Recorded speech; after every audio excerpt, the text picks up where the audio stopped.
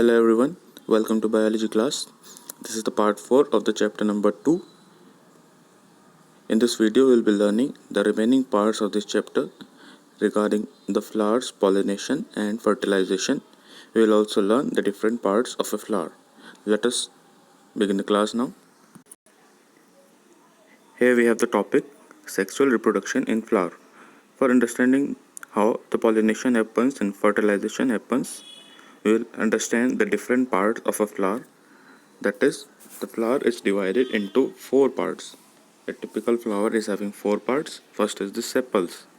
These are calyx. You can see here in this diagram that is given. These are the sepals. These are the green leaves that are present at the base of the flower. Here you can see these green color leaves that are at the base of the flower. So these are all what are called as sepals. Another name for sepals is calyx. They are also called as calyx. Next is second part of the flower, that is the corolla. That is the colored part of the flower itself, that is called as corolla. Another name is given as petals. So in this flower you can see this blue color part, that is all our petals are there. In this another flower also you can see this red color part, that all are petals of this flower, and they are the second part, the second word of the flower. They are also called as corolla. Then the third one we are having androecium. Androecium is the male reproductive part of the flower, and it is having stamen. It is another name is stamen. The fourth part of this flower is actually called gynoecium. The gynoecium is the female reproductive part of a flower. Both androecium and gynoecium are in the center of the plant. In the middle part you can see there, they are present in the middle of the flower. We will see these in detail. After this, 4 parts. At the base of the flower we are having what is called as thalamus. Thalamus is the base of the plant. All these 4 whorls, calyx, corolla, androecium and gynoecium, all these are arranged on this thalamus only. This is appearing as a flattened base. On this base only, on this thalamus only, all these 4 whorls of the flower can remain there. After that, the flower is attached to the plant by means of a stalk, by means of a branch. That branch is called as pedicel. You can see here in this flower, this is the pedicel, from where this flower is connected to the plant. So this is how the plant is divided into various parts. We will now understand them in more details. Here we have one by one. We will see the calyx is the outermost wall, as we have seen just now.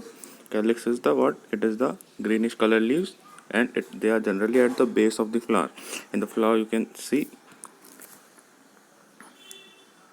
here we have these green color leaves. They are at the bottom of the flower. Below the petals they are present, and they are doing what? They are not having a significant role in the flowers, but when the flower was a bud, when it was a small bud, that bud is closed in the green color leaves. Those green leaves are only sepals. So these sepals are protecting the flower in its younger age, when the flower is not when it has not blossomed fully. So at that stage the flower is protected inside the green color leaves called as sepals. After the flower blooms outside, the petals will come outside. So that is, the petals are the second part of the flower. So let us read there. The corolla, that is the second word of the flower, and they are colorful petals, and they are very large in different types of flower, and they are also scented. A beautiful smell is coming from these petals or corolla. They are producing nectar. A sweet smelling nectar is produced to attract the insects. What is the purpose of attracting the insects? We will see in the later part of this chapter. The third part is the androecium. Androecium is what? It is the male reproductive part of the flower, and this androecium is divided into 2 parts. One part is called as anther, second part is called as stigma. On this anther only we are having what are called as pollen grains. These pollen grains are what? They are the male gametes. Male gametes, or we can say they are the male reproductive cells. Male reproductive cells which will help in the pollination or the fertilization process. Apart from this, we are having gynoecium. The gynoecium is the female reproductive part. Male reproductive part is androecium. Female reproductive part is gynoecium.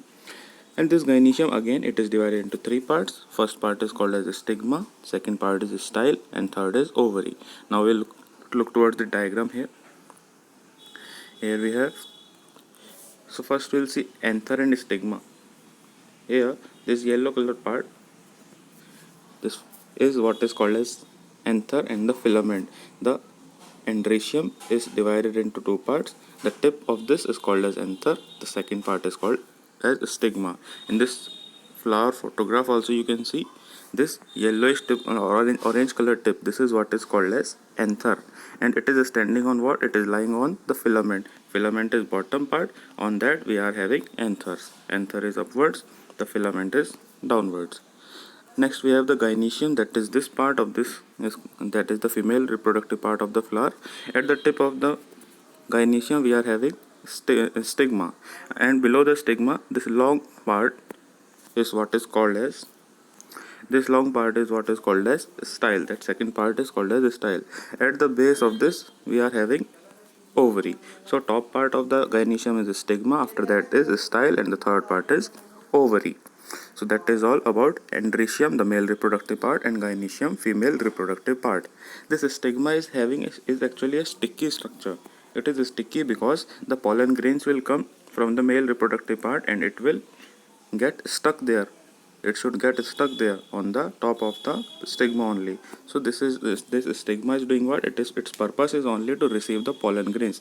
When the pollen grains come on the stigma, those pollen grains cannot be blown away by the air. After that they will remain stuck there. So that is the purpose of stigma.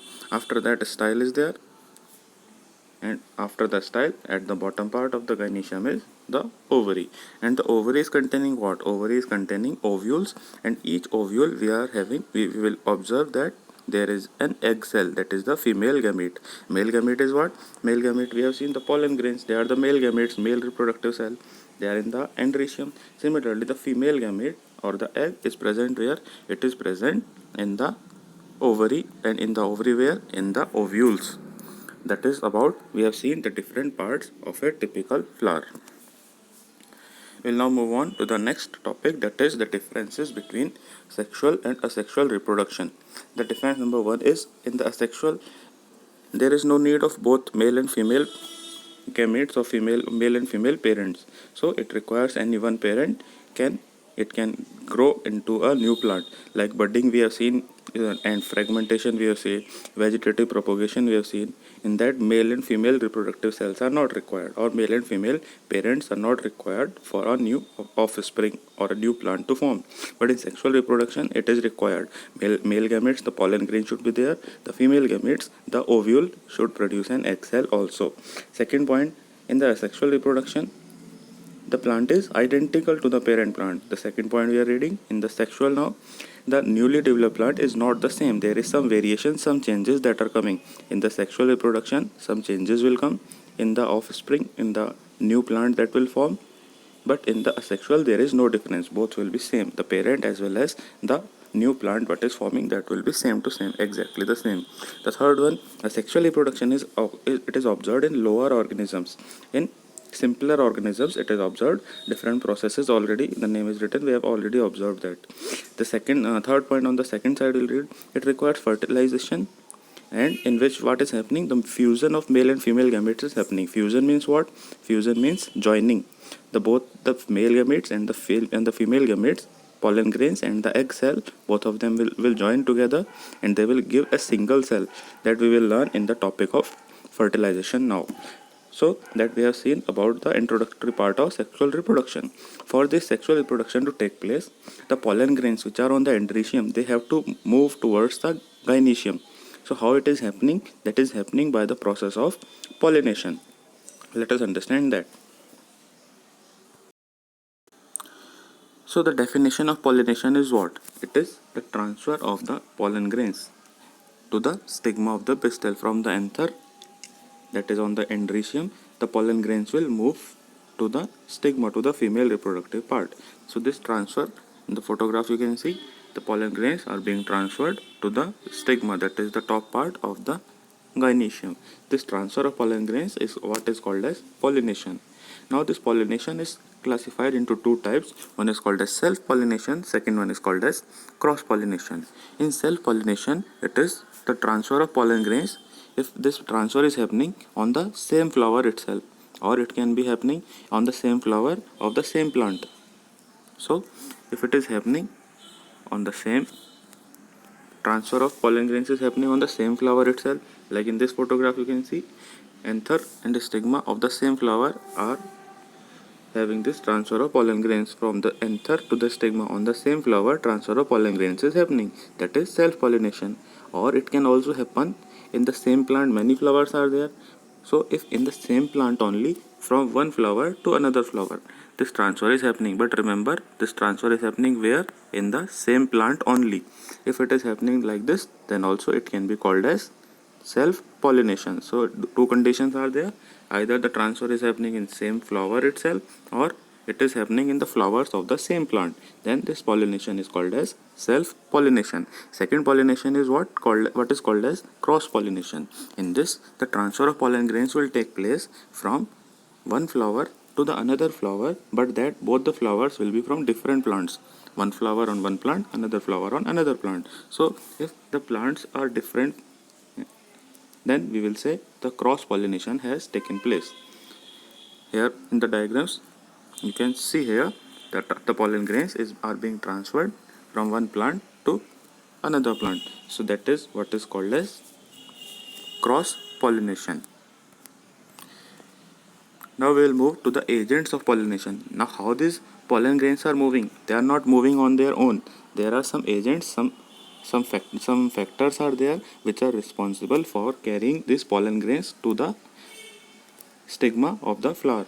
First is insect, second is the wind, third is the water. Three factors or three agents of pollination are there: insects, wind and pollination. First is pollination is done by insects. That is generally done in the brightly colored flowers, in the large flowers which are producing nectar. So just I told you, the flowers are producing nectar, the petals are producing nectar, sweet smelling liquid. That is for the purpose of pollination only. Flowers are attracting the insects to them. When the insect like butterfly or bee, they will come and sit on the flower for sucking the nectar. Then on their legs, some of the pollen grains will stick.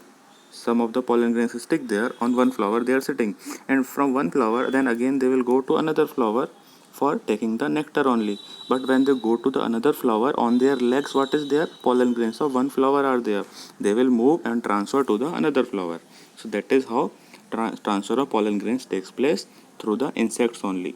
So that is, it is happening while feeding the nectar only. We will read here: while feeding the nectar, the insects accidentally rub against the stamen and pollen grains get stuck all over their body. And when they visit another flower, what will happen? Then some of the pollen grains are transferred to the stigma of another flower. So here we will see, here you can see one of the insect is sitting on this flower for sucking the nectar, and while it is sucking the nectar, the pollen grains will get attached to its body. And when it is carrying, here you can see in the diagram they have shown on its body what is attached there, what is stuck there is pollen grains are stuck there. Then when it moves to another flower for sucking nectar again, then this pollen grain will get transferred to another flower. That is how transfer of pollen grains is taking place by the insect. Second is done in second factor or agent is pollination by wind. There are certain flowers of the plants like rice and maize. This example you have to learn. Yes, I forgot here. In the case of insect, this is observed in examples you have to learn: rose, marigold and jasmine. In the wind, these examples are given: rice, maize and grass. So these are the plants, their flowers are pollinated by wind. Here in the photograph you can see, when the wind is blowing, the pollen grains are flying. They are also blowing along with the air or the wind, and there is a possibility that they can get transferred to another flower. In this case, a large number of pollen grains are released, because there are very less chances that these pollen grains will move to another flower. They can simply lie down on the ground also. So that is why there are very less chances for pollination, for transfer of pollen grains from one flower to another flower. For this purpose, what is happening, if the pollination takes place by wind in these plants, the pollen grains are produced in large quantities. The third one is in the aquatic plants, in the water. This is experienced in the example. The name you have to learn: these aquatic plants are Hydrilla and Vallisneria. In this, what is done? These aquatic plants are submerged in water. They are all in water only, but When they are completely mature, what will happen? On maturity, they get detached, they get separated, and they float on the surface of water, and there they can come in contact with the female flowers, and pollen grains are transferred from the male to the female part. That is how through the water, and the pollen grains are flowing in water, floating in water, and through that they can transfer to the female flower or the female reproductive part. That we have seen the different agents of pollination.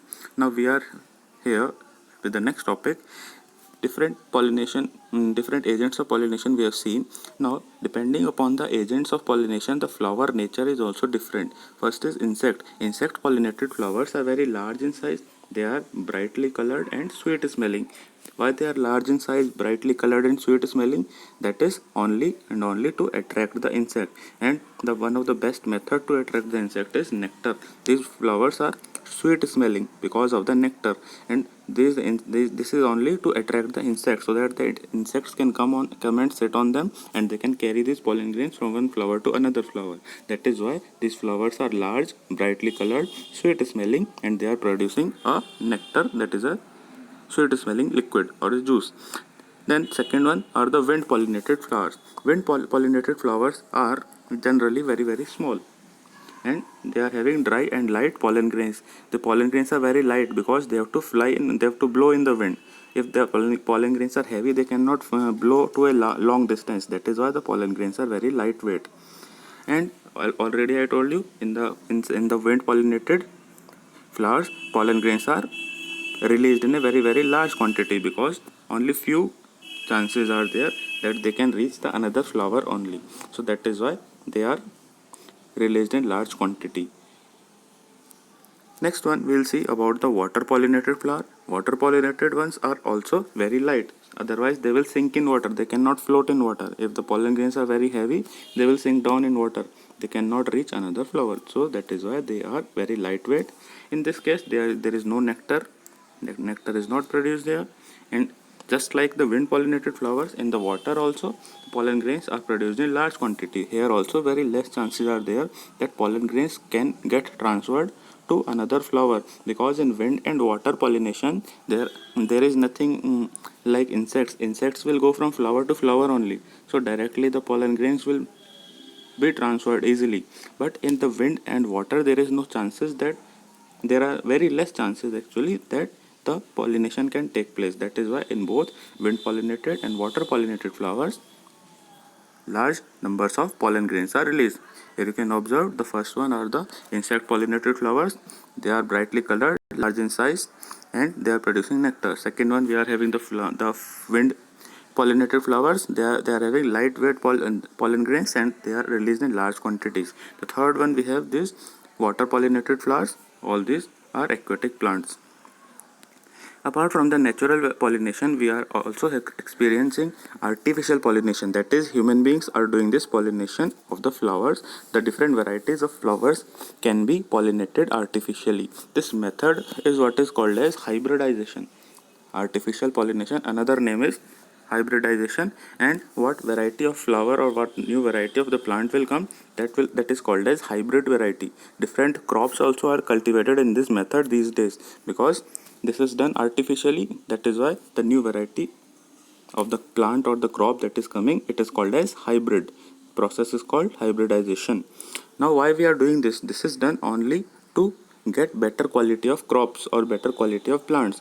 For example, one variety of the crop, here they have given one example, one variety of wheat. For example, wheat is a fiber crop. So wheat example they have taken, one variety of the wheat can be high yielding, means it is produced in large quantities. And similarly another variety of the same wheat only is disease resistant, it does not get diseases easily. So if we combine both of them together, then the new variety will form, that will be having both property, it will be produced in large quantity also, and it will be disease resistance also. So that is a better method, that will be a better crop, and we can get better profits. So that by that only, for that purpose only, we are doing artificial pollination. So like this, many varieties of crops are cultivated these days, so that we can get better variety of plants and the crops. And the process is called what? Hybridization. The crop we are getting as a result of this is called as hybrid. After the pollination, the next step that happens in the flowers in the plants is the fertilization. So fertilization is what? Now transfer of pollen grains has happened in the pollination. From the male part to the female part, pollen grains have gone. Now these male cells or the pollen grains, which are the male reproductive cells or male gametes, they have to fuse, they have to combine with the female reproductive cell. This process is what is called as fertilization, that is the fusion of male reproductive cell and the female reproductive cell to form what? To form a single cell, that is called zygote. So both of the things, male as well as the female reproductive cell, both will combine together, or what is formed is called as, it is called as zygote. It is called zygote. Zygote is a single cell, that is a combination of male and the female cell. After that single cell has formed zygote, it will continue its division. It will again and again keep on dividing and redividing, and what will form is called as embryo, and embryo will convert into a seed. So this is how a seed is formed, and from the seed a new plant can develop. So first process is pollination. Transfer of pollen grains take place. After the pollen grains are transferred, fertilization takes place. Fertilization leads to what? It leads to the formation of zygote. Zygote converts into embryo, embryo converts into seed, and seed converts into a new plant. This is how the process of sexual reproduction goes. Now we will understand here the last topic of this chapter, the process. We will understand how this zygote is formed. Before going into the process into detail, let us have a look at this structure. Once again we will see how the gynoecium is arranged. First tip of the gynoecium is what? The tip of the gynoecium is called as stigma. After the stigma we are having a long channel like appearance, that is called as style. So that is what is called as style. That is, at the bottom of the gynoecium is what? At the bottom of the gynoecium is present a structure called as ovary, and inside this ovary, here what we are having? We are having ovule. So this is given here. So this is what? This is the ovule. Inside the ovule, what is present? Here is present the egg cell, that is the female reproductive cell or female gamete is present. So this pollen grain from the top of this stigma of this gynoecium, from the stigma it has to move downwards. From the stigma it will move downwards and it has to reach up to this egg cell. So it is moving in a tube like structure. How it is moving? This is a part of this process of fertilization. So before the process we have understood the structure in as a basic form.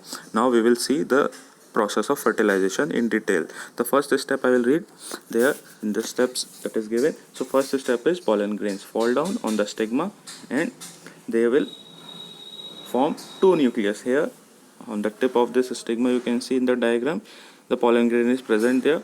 This is what the pollen grain is. It has stuck on the stigma and there it will divide and form two nucleus. One nucleus is called as the tube nucleus and the second one is called as the germinative nucleus.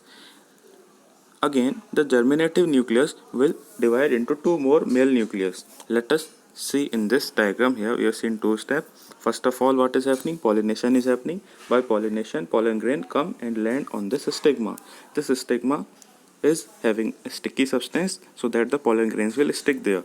Now the pollen grains are having this. Here you can see two nucleus are there. One nucleus, the upper one is called as the germinative nucleus. It is called what? It is called as germinative nucleus. The second nucleus is called as, it is called tube nucleus. This tube nucleus will form this tubular structure. What I told you just now, the tube will form. So the tube nucleus will not divide. Here in this diagrams you can see a tube-like structure is forming and it is becoming longer and longer. So this is what is done by the tube nucleus. The tube nucleus will now start its division and it will start becoming longer, and this will become so long that it reaches downwards till the ovule. So it enters the stamen from the stigma. The pollen tube starts forming from the tube nucleus and it reaches where? It reaches up to the ovule. In this tube only, in this pollen tube only, now the male gametes will move. What are those male gametes now? Pollen tube is formed from the tube nucleus. The second nucleus, that was the germinative nucleus, it now divides into two different cells. Here you can see in this diagram, two cells are there, two nucleus. So two male nuclei will form. What will form? Two male nucleus will form. So that nuclei means plural of nucleus only, don't confuse. So that is two male nuclei will form. That is forming from where? Germinative nucleus. And these two male nuclei, they will travel in this pollen tube. This is the nucleus of the pollen tube. These are the nucleus of the germinative nucleus. And these will travel downwards as the tube becomes longer and longer. And ultimately where it will reach? It will reach up to the ovule that is containing the egg cell. Let us now read the next point, the step number 3. The pollen grain grows through the style and finally reaches the ovule.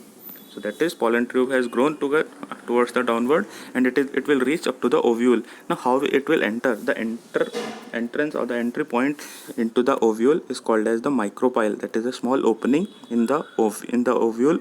So from there the male cells can enter the female reproductive part, that is the ovule. So micropyle you will remember. Point number 4 now. One of the two male nuclei in the pollen tube fuses. Now after reaching here in the ovule, one of the two male nucleus were there. Here we have seen two male nucleus are there in the germinative nucleus. One of these will combine together with the female cell, that is the egg cell. That is the female reproductive cell. As a result, what will happen? That is the fertilization has taken place and it will form an embryo. Embryo will form there. The other male nucleus, two male nucleus are there. The second male nucleus, what will happen to that? That we will read in the step 5. The other male nucleus will fuse with the polar nuclei of the ovule. That will form endosperm. This endosperm is doing what? Endosperm is responsible for providing nourishment. It will provide food. Because embryo has formed, that is zygote has formed, zygote will convert into what? Zygote will convert into embryo, and embryo will form seed. So the process of zygote to embryo to seed, this much time food is required to this small growing seed. So the seed or the growing seed or the embryo needs food. That food is provided by endosperm. Food is or nourishment is provided by endosperm. You will see here inside the ovule we are having two nucleus. One is called as the sperm nuclei, the second one is called as the polar nuclei. So center one is called as the polar nuclei, the another ones are called as the sperm nuclei. So after fusion, fertilization takes place. Fertilization leads to embryo, and this embryo is getting nourishment from the endosperm. So all the steps we have seen. In short, just I will repeat. Pollen grains land on the stigma, and these pollen grains are having two nucleus, tube nucleus and germinative nucleus. Tube nucleus form the pollen tube. This pollen tube enters to the ovule through the micropyle, and the germinative nucleus divides into two nucleus, two male nuclei. One of the male nuclei fuses with the egg cell. Fertilization takes place there. The second male nuclei combines with the another nucleus, that is the polar nucleus, and what will form there? With the polar nucleus, it will lead to the formation of endosperm. Endosperm provides nourishment to the zygote and the embryo. That is all. The process of fertilization is complete. The last topic, that is the pollination and fertilization differences. We will see pollination is physical process because only the transfer of pollen grains is happening. Fertilization is both physical as well as chemical. So that is the difference, number 1. Second one, it is the transfer of pollen grains. Pollen grains are transferred, that is the definition itself. And fertilization, what is happening? That is the joining of the male and female gametes. That is fusion. Third point, for pollination some external agents are there. It can be wind, it can be water, it can be insects. These are the 3 agents we have seen. So these factors are responsible for pollination, but fertilization is internal process only. No external agents are required. So that is internal process. For pollination, external agents are needed. That is all for the explanation part. Question answer already you got in the morning. Only the long ones are remaining that are given now. Here are the remaining long answers of the chapter number 2. Take a note of these answers. And now you have to complete all the work. All the question answers and exercise part have been given.